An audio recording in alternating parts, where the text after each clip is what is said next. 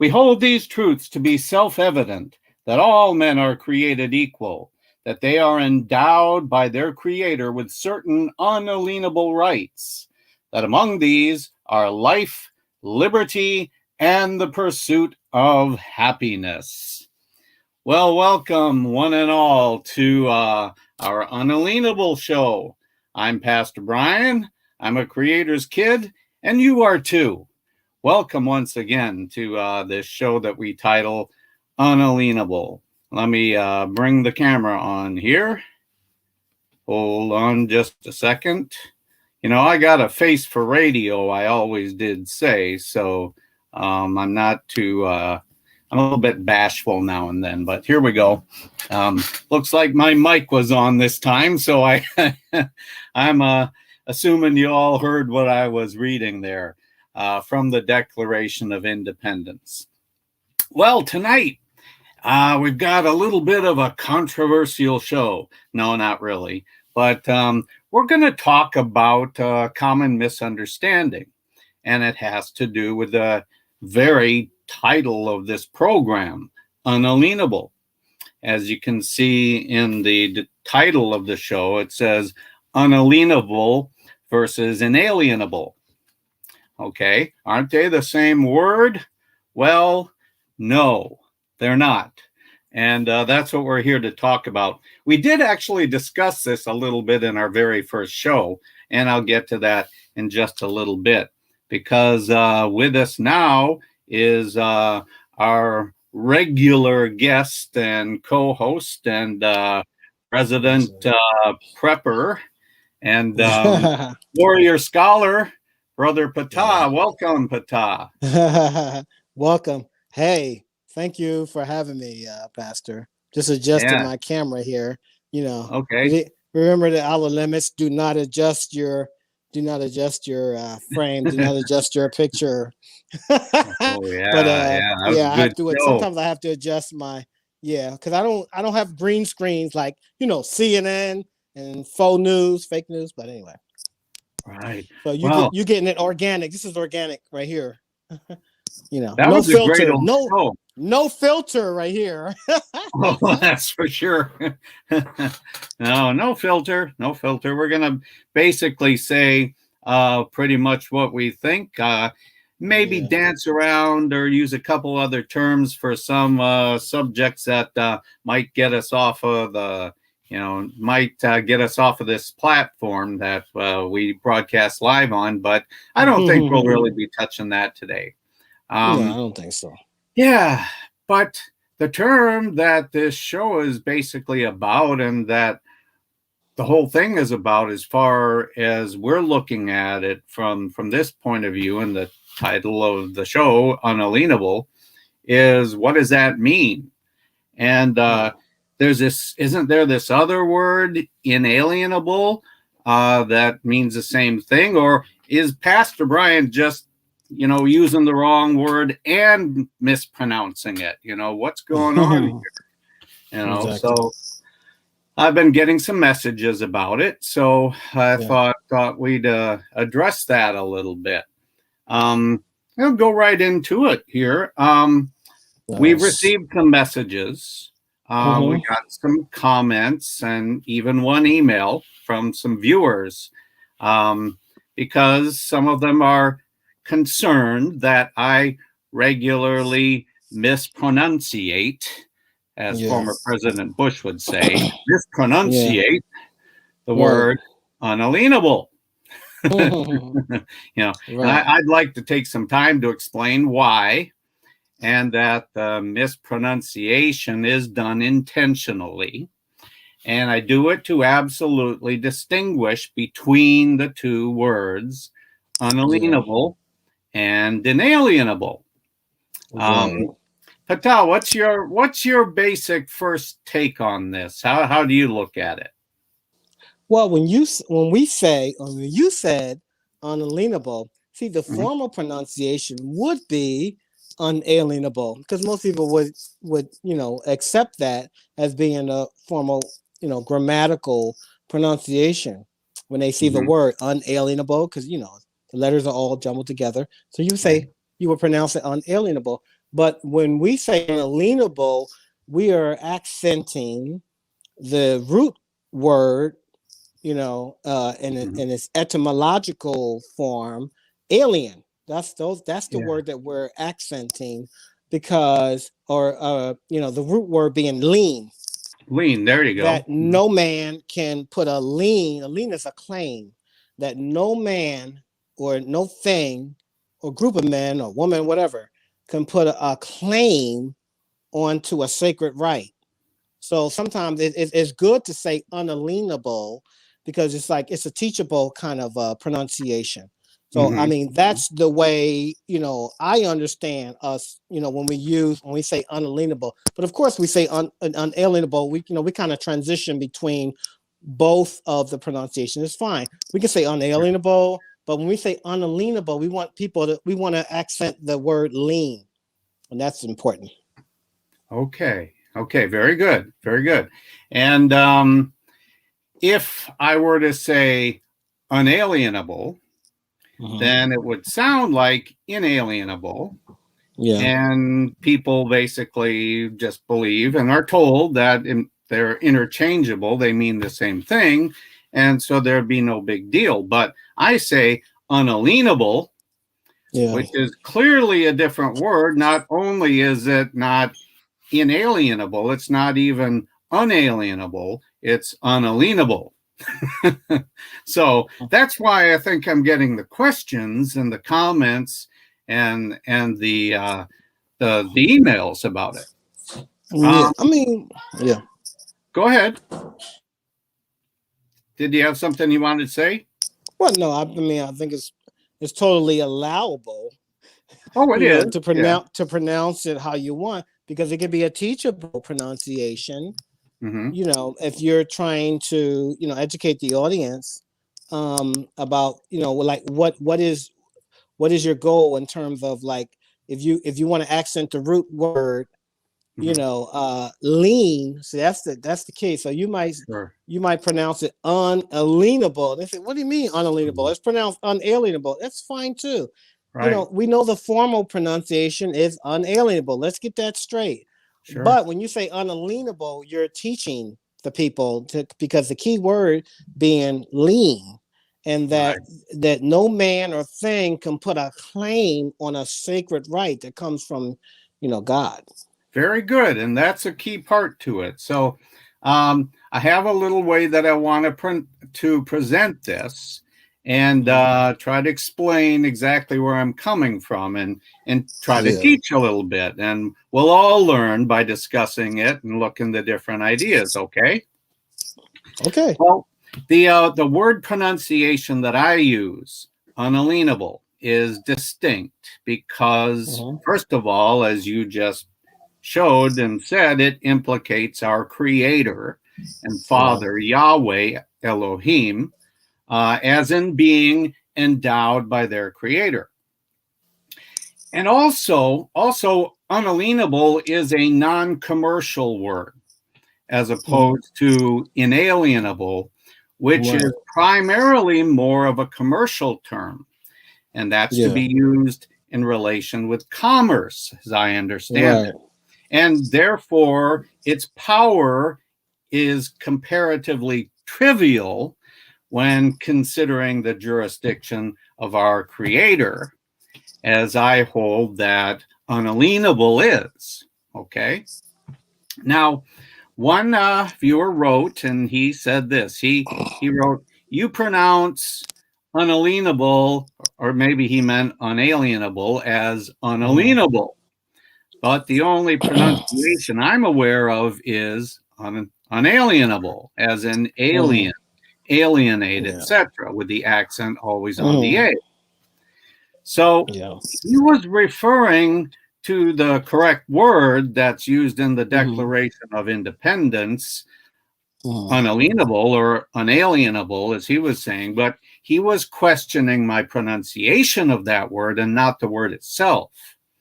And I gave him a short comment answer, but others have questioned the word or words as well. So we did discuss this back, the differences between the two words back in our very first broadcast, which was titled Unalienable, Pastor Brian with guest Prepper Ptah. So you could go back and watch that one. I think it went well, but not everyone has seen that show, and I'm not sure that I really explained it so well. So I wanted to take the time to more fully unpack the controversy, if you will, between these two words. Now, as you're probably hearing already, Ptah and I basically agree on the meaning of the term that we're talking about and using it for the title of this program, why we chose that for this title. But I think we may have a slightly different take on the two words themselves. So this could be a fun discussion. Okay? Yeah. You ready? Are you ready for it? Got your gloves on? You know he is. I'm in trouble. All right. So here we go. First of all, it's not an accident that I pronounce unalienable the way that I do.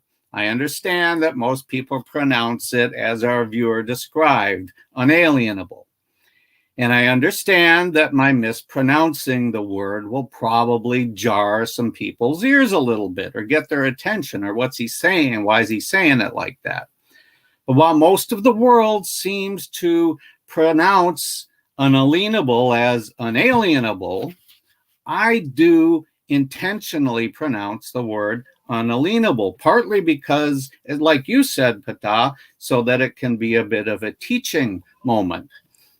But also for another reason, and here's why: because the meanings of the word inalienable and unalienable are really very different the way that I see them. And I wish to make it absolutely clear whenever I use unalienable instead of inalienable. All right. First of all, we'll go to something that you said when we talked about this earlier today, okay? If we look in most dictionaries, it will give the definitions of these two words as being the same, and then say that the words are interchangeable. And I was even surprised when I looked myself, and you said this earlier today, that my go-to, and I think your go-to English dictionary, Daniel Webster's 1828 American Dictionary of the English Language, that it did not make any distinction between the two words, really. But in my opinion, Webster got this one wrong. And he wasn't perfect either. And I'll explain why, okay? I've got it pulled up here, and I'll show his online dictionary. And I got the two words here. Let me share the screen here and quickly, and we'll get there. Okay, here we go. Webster's Dictionary, 1828. There's Noah Webster. I'm sorry. I was saying Daniel. Noah Webster is the one who wrote this American Dictionary of the English Language. Did you catch that I was using the wrong name? Oh, I didn't catch that. Oh, okay. Well, and neither did I till I saw that. So this is Noah Webster's American Dictionary of the English Language. And here's the word unalienable. All right, the way I pronounce it. And now you notice here, it doesn't really give the pronunciation. Well, yes, it does. It says unalienable, doesn't it? Unalienable. Yeah. Adjective. And adjective, it says not alienable. That cannot be alienated. That may not be transferred as unalienable rights or as unalienable rights. So right there, it looks like it's almost being pronounced two different ways. Yeah. And the first pronunciation would be unalienable, but then they say not alienable, that cannot be alienated. So to me, that's a little confusing. All right. Yeah. Now let's look at the other one. The other word, inalienable. Although if you look at this, again, that looks like it's saying inalienable, doesn't it? Inalienable. Yeah. But then it says unalienable. So the word is inalienable, but the first part of the definition says unalienable. That cannot be legally or justly alienated or transferred to another. Transferred. Right? Yeah. Non-transferable. Right. Then it says the dominions of a king are inalienable. All men have certain natural rights which are inalienable.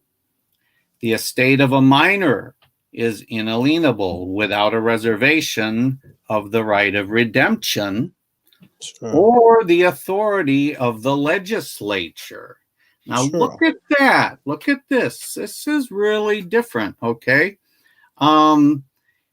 It seems to be talking about two, maybe three different things here, if you ask me. But it's not giving three different definitions. It's giving it all as all one definition. So I found that really interesting. Do you see what I'm getting at here a little bit with this? Yeah. Okay. All right. So again, that's interesting. I got the same reference. I have the same reference point as you. So. Yeah. Okay. All right.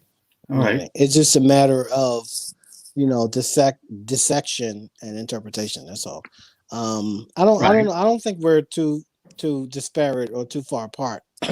No, I don't. I don't either. It's about context and clarity, and understanding etymology too, because it's different.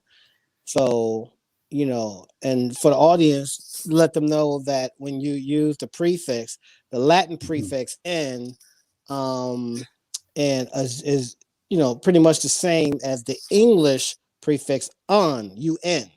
So you got in, the Latin prefix, and then in the English iteration of a prefix, which is un, and it simply means one and the same. That's all.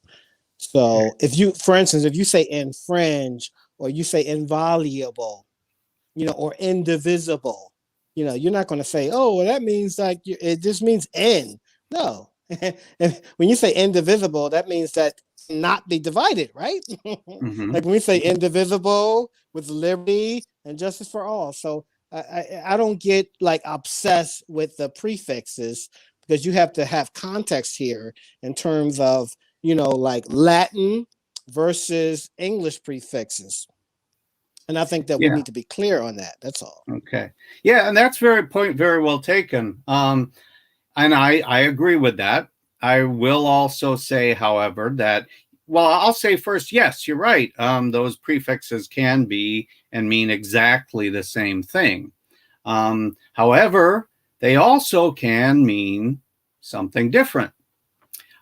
Infringe is a different word than unfringe, for example. To unfringe something might be to take the fringe off of it. You know what I mean? So, I mean, and what would infringe mean? Well, what would infringe mean, though, in contradistinction to that? I mean, how would that nothing differ about from the fringe? infringe? No, yeah, you're right. It's a different word, right? Because when they say, like, when the Second Amendment says shall not be infringed, how would you know what I mean? Like, how would you interpret that? Like, shall not mean, like, what part of shall not be infringed do you not understand, Joe Biden? You know what I'm saying? So when you talk about, and that's why I don't get caught up on the prefixes, because it's a difference between Latin and English prefixes, but it's just the same thing. It's just that, they're just using different prefixes. One is in and the other one is un. That's all. Yeah. Well, you're right. The word unfringe we would don't need not to work get peculiar. there. It's about being quaint. It's not about being quaint and peculiar here with words and prefixes. That's all. Right. Okay. So I agree. Okay. And so in that way, with those prefixes, in some, probably most cases, the words are basically the same, or the prefix would have the same meaning anyway. Sure. So yeah, the language is, what I mean, because you're translating in different languages, you know what I mean, but it pretty much means the same thing in another language or whatever. That's what we're saying. Because even the French root, if we look at the French root of it too, it's a different context, but it means essentially the same thing, whether they're French root, English root, or Latin root. When you talk about on or in, it's pretty much synonymous. It's just that, it's just in different languages. So that's where we get a little flummoxed, if you will. Sure. Okay. Yeah. All right. Well, that's good. That's good. I hear what you're saying. I'm going to go back to my line of thinking and reasoning, though. Okay. If you look in these dictionaries, I see that the definitions are conflating the two words and assigning them at least two different meanings to both words, but they don't say that there's two different meanings. They're using the definition as one definition, while you could see in the inalienable definition there was two, maybe three different meanings to that. Okay, so going from there, and if you look in like dictionary.com or the modern Merriam-Webster's dictionary, it'll just say they're the same word. Okay, but I want to look at some other dictionaries, okay, specifically law dictionaries, which is the sphere in which these words have the important meanings and applications that we're discussing. And I think that's pretty much the position we're taking and that we do agree on when it comes to this show. Okay. Now, of course, one of the main or primary, perhaps the primary law dictionary is Black's Law Dictionary, right? And there are, however, different editions of that, aren't there? Oh, sure. I mean, there's like the latest. I don't know where we're at with the latest. I mean, like I had a cutoff point at the Yeah. like the 9th or 10th edition. Yeah, I was going to say there's 9 or 10. School. Yeah. I had I had the 3rd edition, the 2nd edition. I had the 7th edition, which I thought would be like updated, but now I guess we're now up to the 9th or 10th edition or whatever. But I know that the Apple, the App Store, with Apple, it's like they want like whatever $80-$90 for the latest iteration of Black's Law. It's just funny because with that they just kind of like they just kind of like confuse and obfuscate meanings and stuff like that. So like the words in the 10th edition, don't mean the same as the words in the 2nd edition. So it just gets really crazy. That's all. Yeah, right. And I contend that at least part of that is done intentionally.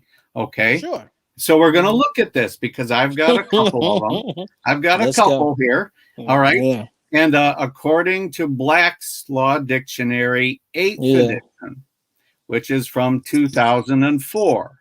The definition of inalienable is non-transferable or assignable, also termed unalienable, also turned unalienable. So let me say that again.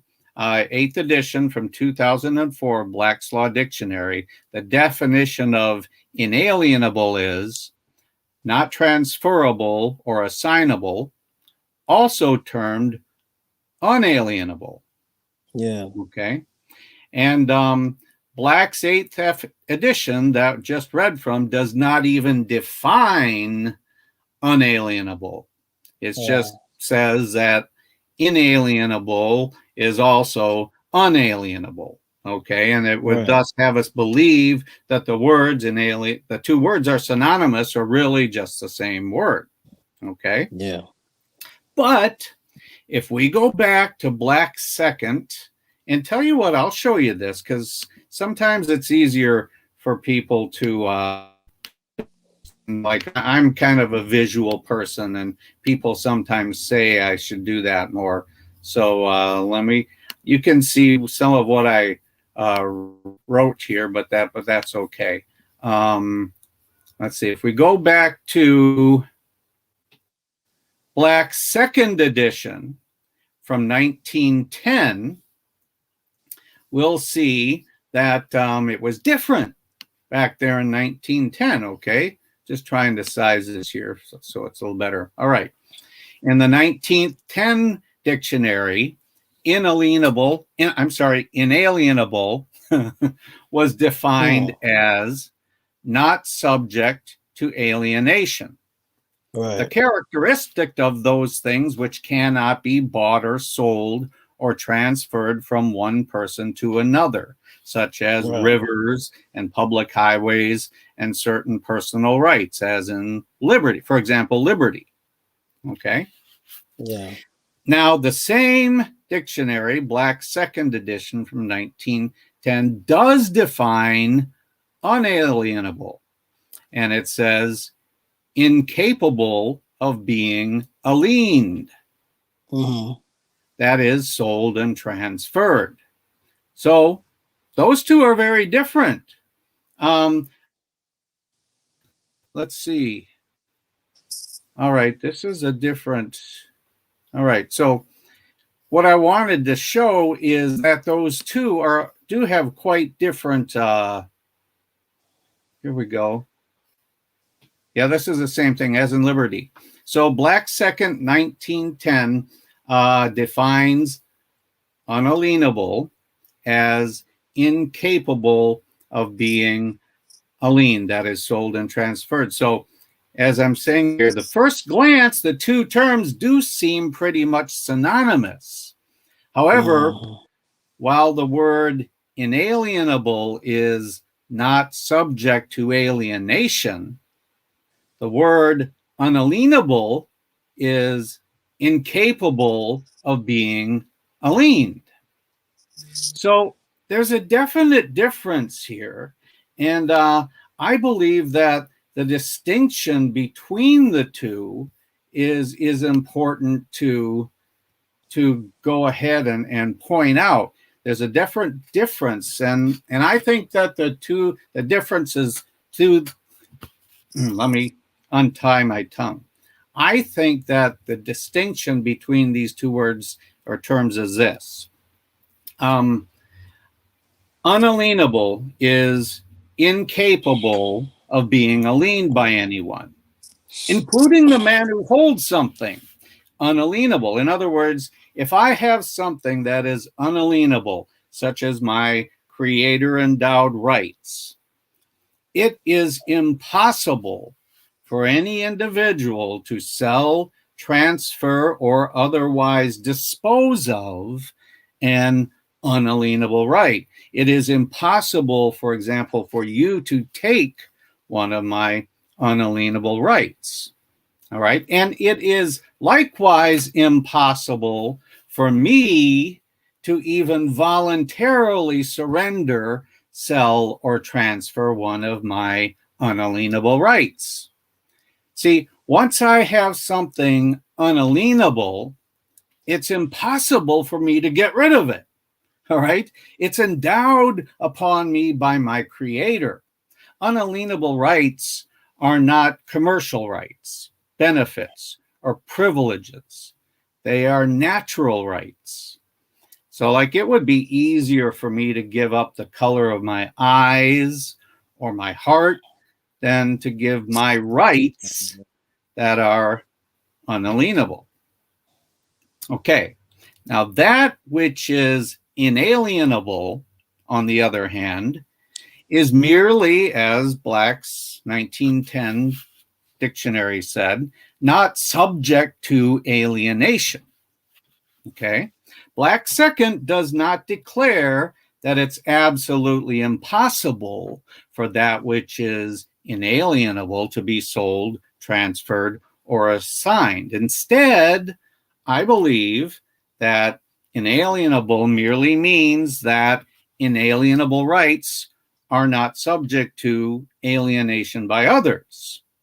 That is, no one can compel me to sell, abandon, or transfer any of my inalienable rights. I am not subject to compelled alienation by others, okay? But that leaves open the question of whether I may or am entitled to voluntarily and unilaterally sell, transfer, abandon, or otherwise surrender that which is inalienable. Okay, do you hear what I'm saying? Uh-huh. Yeah. See, according to Black's Law Dictionary, second edition from 1910, and our creator, it is impossible for me to volunteer away, abandon, or for any government to take my unalienable rights. They cannot be liened or given away, even, for that matter of fact. And in this context of definitions, it is possible for me to voluntarily waive my inalienable rights.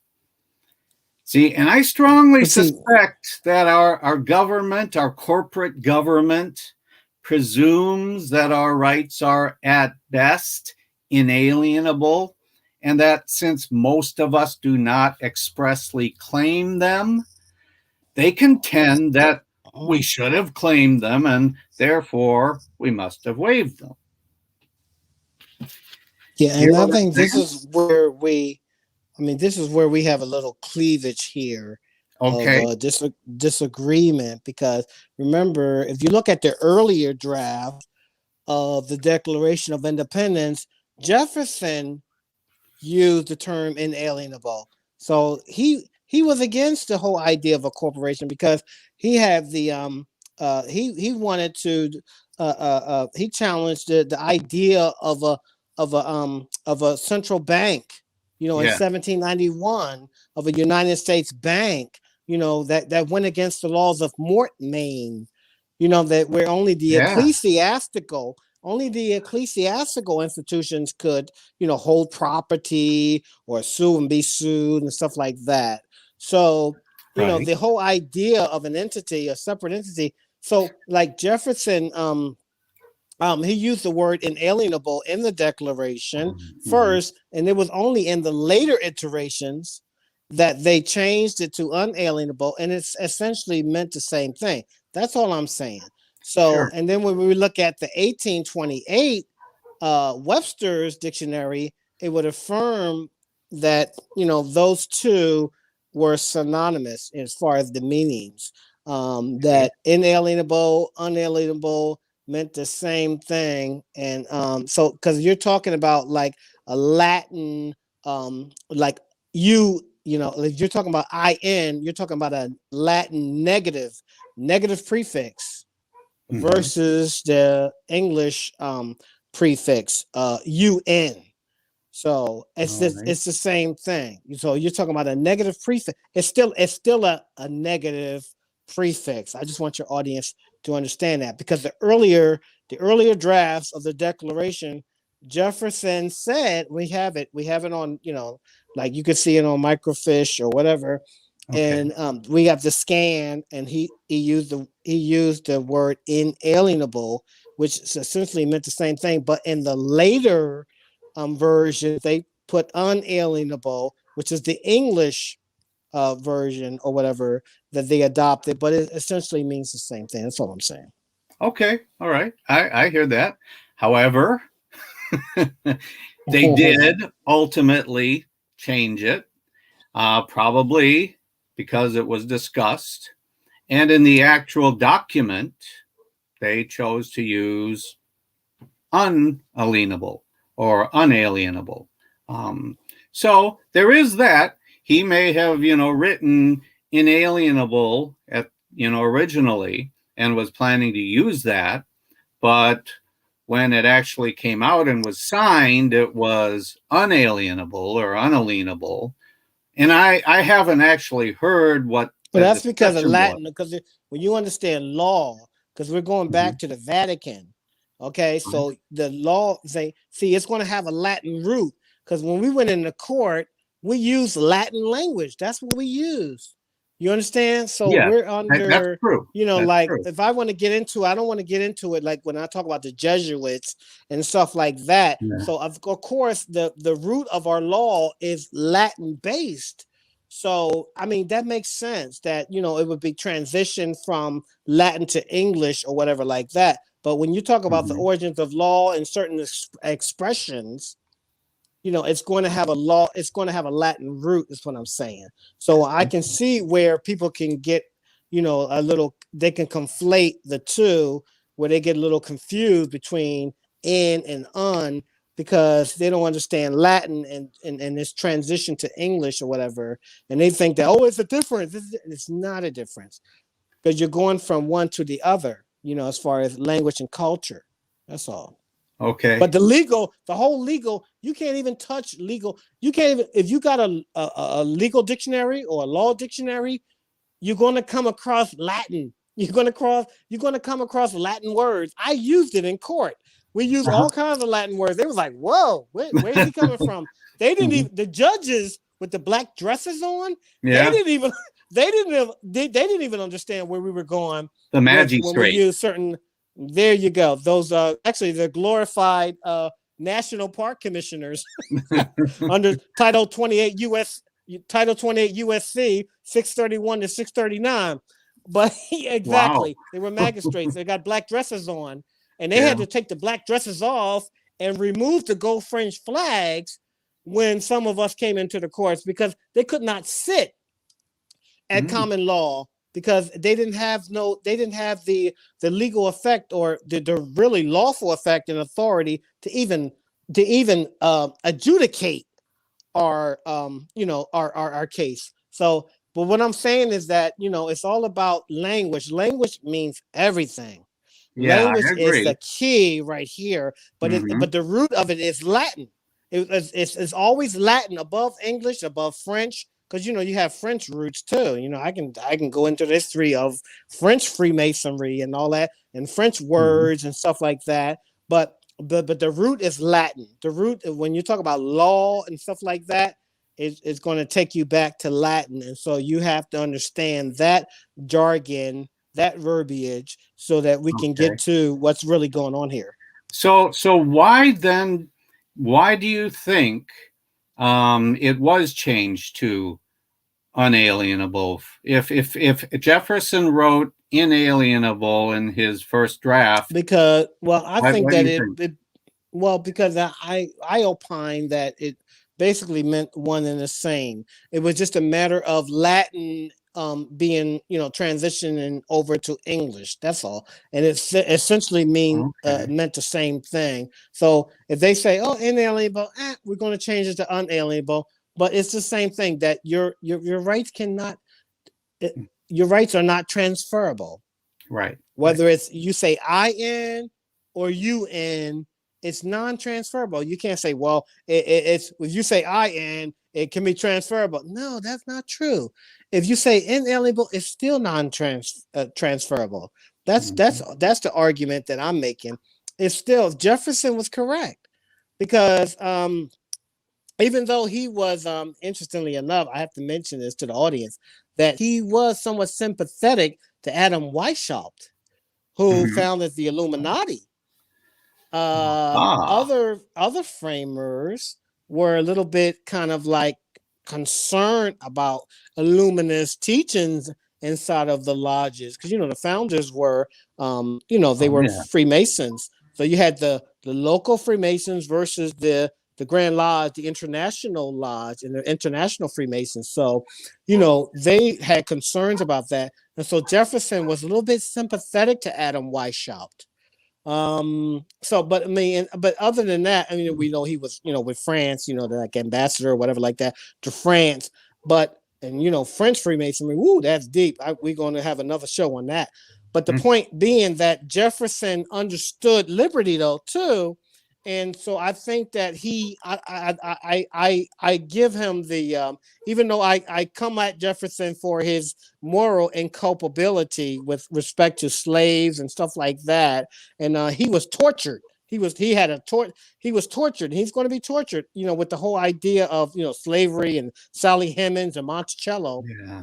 Hmm. But he understood certain aspects of liberty, perhaps because he was indulging in slavery, whatever like that. So he would probably be the best. He would Mm. probably be the best test baby, for what is right and what is wrong, and that's what he had to deal with his conscience and his soul. But he knew about banks and people that wanted to take away your liberty. So he gave us a kind of like a blueprint as to what we need to look out for. So I think that when he used the word inalienable, I thought that he used it in a sense, in a very genuine sense, because Mhm. it means the same thing as unalienable, especially when you consult the 1828 Webster's dictionary. That's all I'm saying. Mhm. So Okay. All right. All right. I hear what you're saying. And it is true that the two words do have same meaning. And what you were saying about them non-transferable, cannot be bought or sold, that kind of thing, right? yeah, Yes. Yes. because I he came agree up with with, that. wait a minute, and watch, Mhm. and this is very important. When he came up with the "all men are created equal" Mhm. statement, you understand that grandfather everybody in, whether you're black, white, Hispanic, whatever, white, fair skinned, Native American, you were Mhm. grandfathered in with that clause, with that, with that all men are created equal.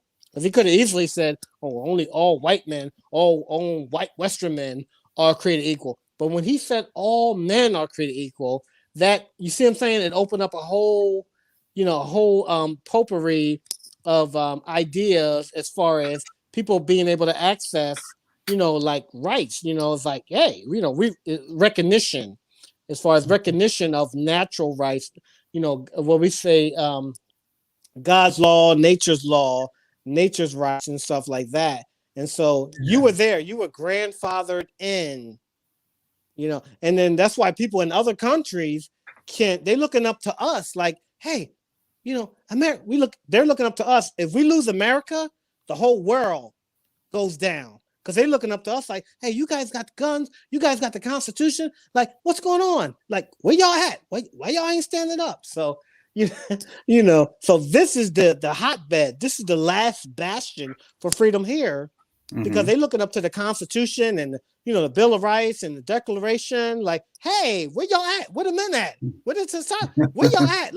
Hello, where y'all? Anybody home? All right, okay. So let me ask you this. So you think that Jefferson did mean inalienable, and that it was changed to unalienable because the Latin was being changed to English, and somebody said, hey, we're changing Latin to English, so we should say unalienable. All right. And you think that Noah Webster was right in saying that they meant the same thing, even though he had different definitions for them. He still basically said they meant that one meant this, that inalienable meant unalienable, but then he had different definitions. And then, however, you agree with them, but then you're saying that Black's Law Dictionary, the older one, must not be quite right, because as we were just looking, they are definitely different in the two definitions. The inalienable is merely not subject to alienation, and it's more commercial. It focuses just on the rights cannot be sold, transferred, or assigned, where unalienable basically means that you cannot even give away or volunteer away your rights, where inalienable doesn't go there. According to Black's Law Dictionary, unalienable is, quote, incapable of being aliened by anyone, including the man who holds something unalienable. So they have that distinction, and I think it's primarily commercial from my point of view. But I'm saying that Black's law is not the antecedent to what Jefferson and the concordance that existed in their time. That's all I'm saying. Like, you can't apply Black's law. Yeah, you can't. Jefferson was earlier than Webster. Exactly, and even the 1828 dictionary is later than what Jefferson said. So, I mean, that's the closest we find. I always say 1828 because that's the closest to the framers, right. I agree with that. I always use that. But Webster, Black's law can't Black's law can't go above, what the concordance that the framers used to determine what words meant. That's all I'm saying. So if inalienable meant unalienable, to me, that solves the whole, question. I mean, of what it meant and all that stuff. That's all. That solves that eviscerates any notion of, obfuscation or ambiguity. Is what I'm saying. Right.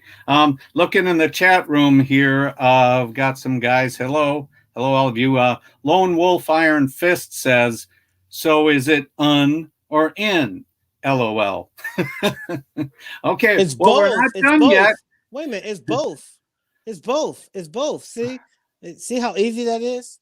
Well, tell you what, I'm going to take it a bit further here. Okay, because there's another one. There's Bouvier's Law Dictionary. Yeah, okay. I got that. 1850. It's 1856. 1856. So let's look at this. Okay. I'll read it. Then, if you want to look at it, we can. But according to Bouvier's Law Dictionary from 1856, it says inalienable. a word denoting the condition of those things, the property in which cannot be lawfully transferred from one person to another. Public highways and rivers are inalienable. There are also many rights which are inalienable, as the rights of liberty or of speech. So that's inalienable. And we can look at it again if you like. Now, unalienable or unalienable says incapable of being transferred. Things which are not in commerce, as public roads, are in their nature unalienable. Some things are unalienable in consequence of particular provisions of the law forbidding their sale or transfer, as pensions granted by the government. The natural rights of life and liberty are unalienable. So that also makes the distinction where I was going, that yes, they mean very much the same thing, but unalienable goes further into being absolutely inherent, given by the Creator, which cannot be taken away, which I cannot even voluntarily give away, where inalienable doesn't go that far. It holds, in these legal definitions at least, which is the way that the legal system and the government looks at them now, inalienable is more in commerce, and it says that public rivers and highways are inalienable. Unalienable says things which are not in commerce. Inalienable does not say that. It talks about things that are in commerce. So to me, that's the main difference, and I think that our governments are purposely exploiting that now. So you may be right that originally, and back at the time of the Declaration of Independence, they may have seen them as absolutely the same, and maybe Webster did too, but he was kind of changing it there, it looked like, a little bit. But then later, when we got to these law dictionaries, they are different later on, but they're dealing with law and commerce. Okay, and that's where we are in these systems.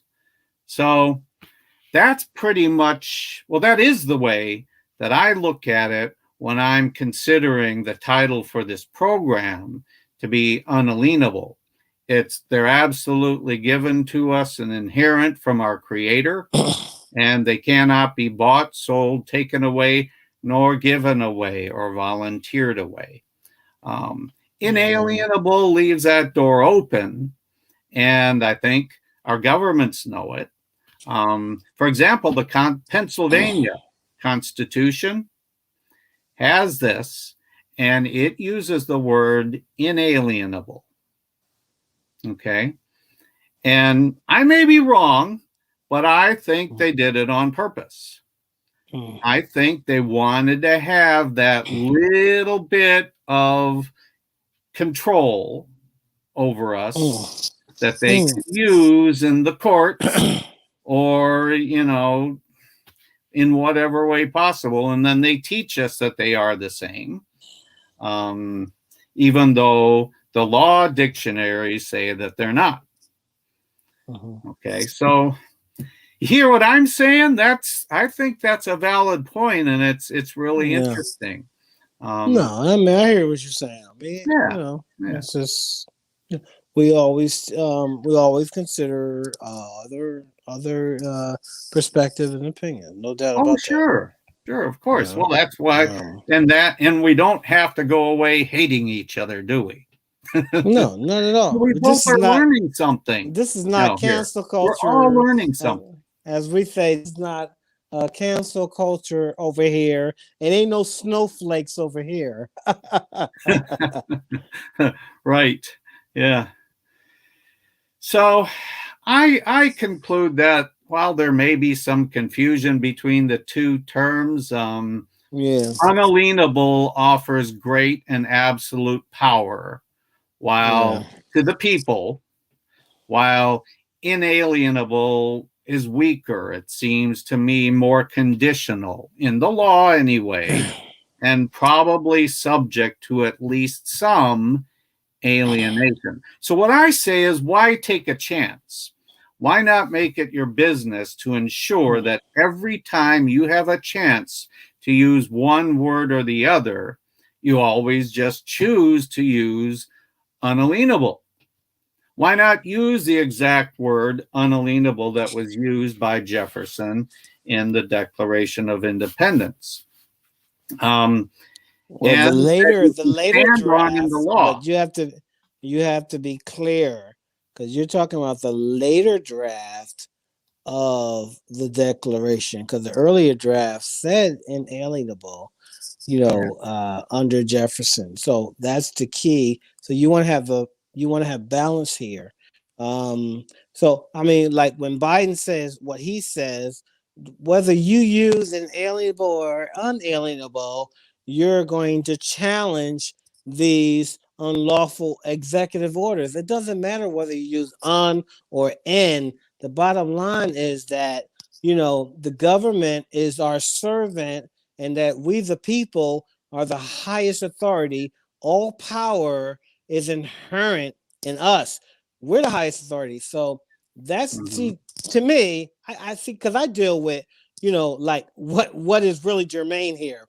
And so that's all we need to be really focused on, is that who has the highest authority, and that's we, the people. It doesn't matter whether it's in or on. Bottom line is that these executive orders are totally null and void. Okay, I agree with that. I agree with that, and I'll finish with another thought on that, and then something very interesting, especially in light of what you and we were just saying. But um, I hear what you're saying. However, what I also just said is, if you're going to use one or the other, and we're in a commerce government that is unlawful, and their law dictionaries are making a distinction between one being primarily commercial and the other being, no, you can't even give it away and they can't take it away. See, they're assuming that we are giving our rights away, because if we weren't, we'd know what they are and we would express them and claim them and stand up to them. But we're just commercial vessels in their system. That's our whole straw Sure. man. And so why Yeah. not use the one that they don't like? They don't like unalienable, and they use inalienable whenever they can. In fact, and But this they're not is even where, honoring. They're not even honoring inalienable. So that's what I'm well, they saying. don't Like want you don't want to. to. You don't Yeah. want to obsess. Let's not obsess. I'm saying is that let's not obsess over prefixes, because they're not even honoring inalienable. They're not even honoring. They're not even honoring civil rights. Well, I mean, are right. you These days, serious? yeah, these days, right. That's a 14th. Wait a minute. That's a 14th Amendment. That's a 14th. Yeah, that's a 14th Amendment. Grant of privilege. So they're not even honoring 14th Amendment privileges right now. I mean, Yeah. it's getting crazy. So the in and on, to me, it's like a distraction. That's all I'm saying. Because I'm a Okay. sovereign. When I say I'm a sovereign, I'm a real sovereign, because I got Native American blood in me. So I'm not Mhm. playing with this. This is no patriot guru drivel. When I say I'm sovereign, I'm like I'm really connected to the land. Like I can literally go into certain sovereign communities. When you talk about Native American Mhm. stuff, like Lenape and stuff. So I mean, so I'm the real deal. Like I'm not playing with this. So Right. Oh, yeah, I that's know. all I'm saying. I take this for real. I take this seriously. You know, um, Sure. that's But all tell I'm you saying. what, listen to this. Listen to this, and we'll finish with this. if you visit the Thomas Jefferson Memorial in Washington, D.C., which I've done a couple of times, Yeah. And I remember reading what it said in there, and I confirmed this by looking online here. I was kind of amazed to see, well, I wasn't at the time, I guess, but I am now, that the Jefferson Memorial includes an excerpt from the Declaration of Independence attributed to Jefferson. And it refers to our inalienable rights. But the text of the Declaration of Independence, the one that was actually used and signed, expressly refers to our unalienable rights. So the Declaration is misquoted there in the Jefferson Memorial. And to me, that does not seem accidental. I think they purposely misspelled that it was done intentionally. And even though it may seem, a little bit trivial, from my point of view, it isn't. I think they know it and that they're using it against us. And that's why I take the strong stand that I do. I hear what you're saying, and you very well may be right. Well, in fact, I think we're both right. I really do. I think I said even before we did this show that bottom line is the bottom line is that the bottom line is that the final draft used unalienable. It is. That is the word. Yes. And the story. There you go. Yeah. The original draft inalienable. Yeah. The final draft used unalienable. And all I'm saying is that it meant the same thing. There was no kind of coloring. There was no nuance. There was no ambiguous nuance or anything. That's my position. Amen. So we agree on that. And that is the truth, that the word is unalienable. Yeah, that's right. Yeah, there it is. There you go. A teachable moment. Yes, you can pronounce it however you want because it's all about freedom, right? Right. You remember the old TV show, the Tomorrow Show with Tom Snyder? Oh yeah. Sure, I used to watch that late at night after the Tonight Show. And he used to get all controversial and worked up about something, and then he'd look at the camera, he'd say, "There it is, I said it. What do you think?" Oh man, I used to love Tom Snyder. Yeah, man, I used to listen. I looked at everything. David Letterman, Johnny Carson. After Johnny Carson, you had Jay Leno, and then Tom Snyder. You name it. When it comes to television and all that other stuff, I was there. And when Jay Leno and Johnny Carson used to go on the street and they used to ask the people like, hey, what is your what's the name of your Secretary of State, or what does the Constitution say? And the people would be like totally flummoxed, like they could not tell you anything about civics, about their country. And that's when I said, hey, danger, Will Robinson. We're in trouble. Right. All right. Yeah. Amen. Amen. Hey, thanks for the lively discussion here tonight. This was fun. Yeah. We'll have to do it again sometime. Oh, we got to do it again. You know how I give it up. Ptah Hotep. That's Ptah Hotep or Ptah Williamson. And they can catch me at Ptah Hotep on Facebook. When you type in Ptah Hotep, you'll see the avatar of the Wizard of Oz. You'll see Dorothy. Yeah, you'll see Dorothy. You'll see the Tin Man. And when you see that, that's me. We're going to talk about that one of these days, the Wizard of Oz. It is not what people think. Man, let's go. Right. Yeah, we'll have fun with that one before long. We're gonna have fun. We're gonna have fun to unpack that one. Also, you're on Instagram, right?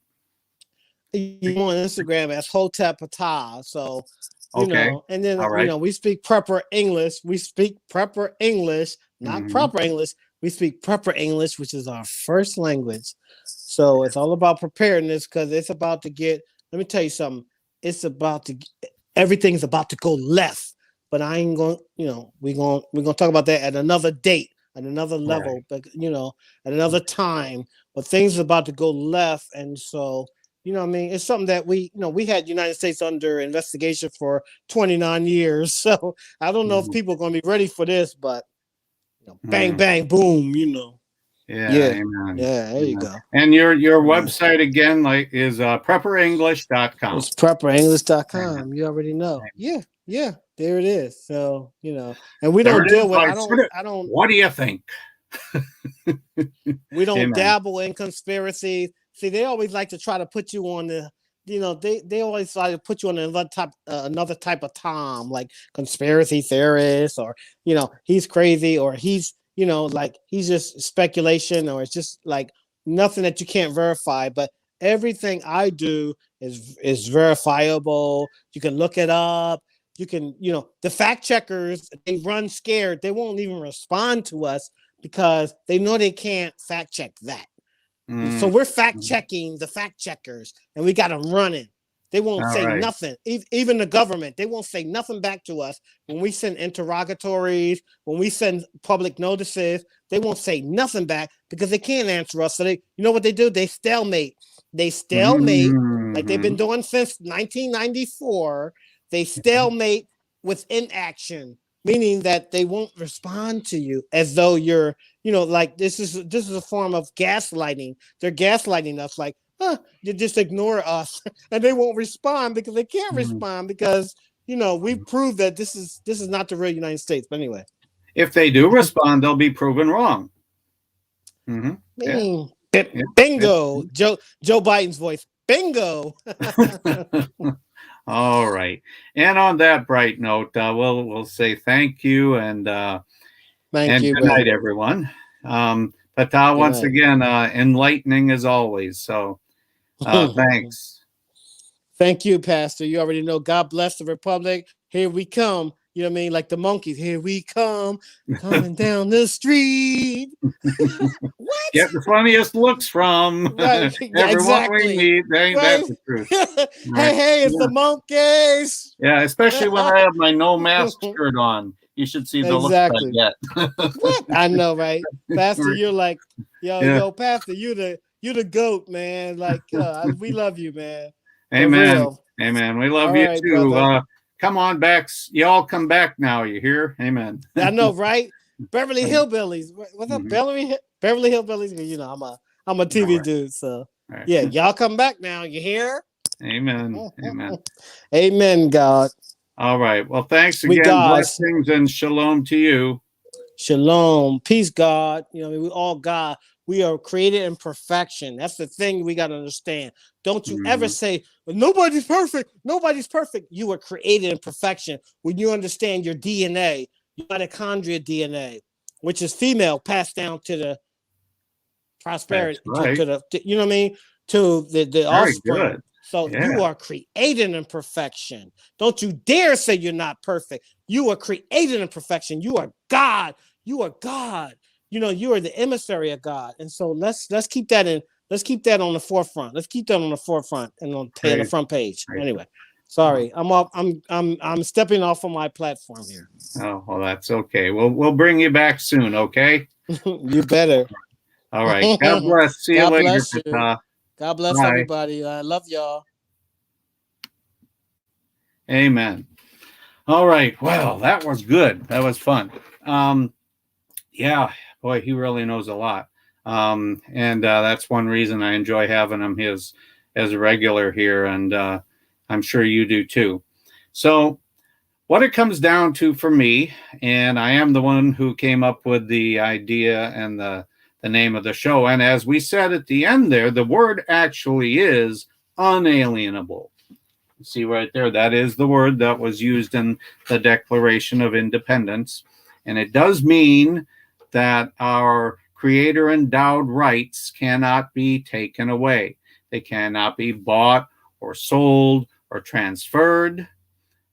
And also because they are endowed on us by our creator, we cannot give them away.